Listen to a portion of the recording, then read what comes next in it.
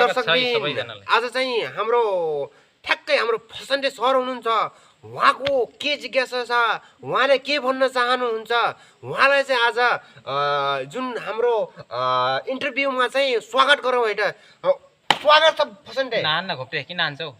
तपाई भविष्यमा के मान्छे बन्न चाहनुहुन्छ भविष्यमा म एकदम राम्रो मान्छे बन्न चाहन्छु एकदम राम्रो मान्छे भन्नुवाला ठ्याक्कै कस्तो मान्छे बन्न चाहनुहुन्छ ठ्याक्कै भन्नुपर्दा कलौटे सेम कलौटे बन्न चाहन्छु सेम कलौटे बन्न चाहनुहुन्छ तपाई कलौटे अनि कलौटे बन्न सक्नुहुन्छ तपाई है सकिन्छ म एकदम अनि कलौटे जस्तो तपाई गर्न सक्नुहुन्छ तपाई के गर्न सक्नुहुन्छ मलाई डान्स गर्न आउँछु तपाईले डान्स गर्न पनि आउँछ रक्सी खान्छु रक्सी कतिको खानुहुन्छ मैले रक्सी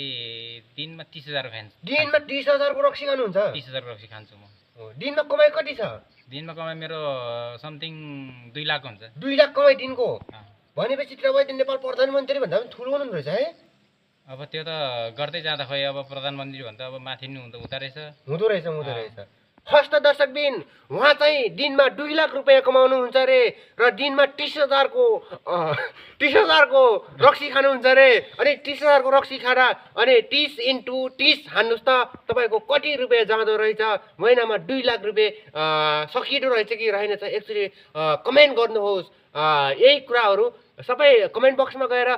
कति रुपैयाँ भेट्दो रहेछ दिनको 30000 ले महिनामा कति रुपैयाँ भेट्दो रहेछ हस् त त्यही हेर्नु होला बाई बाई फसन्डे हस् त छुट्यौँ बाई बाई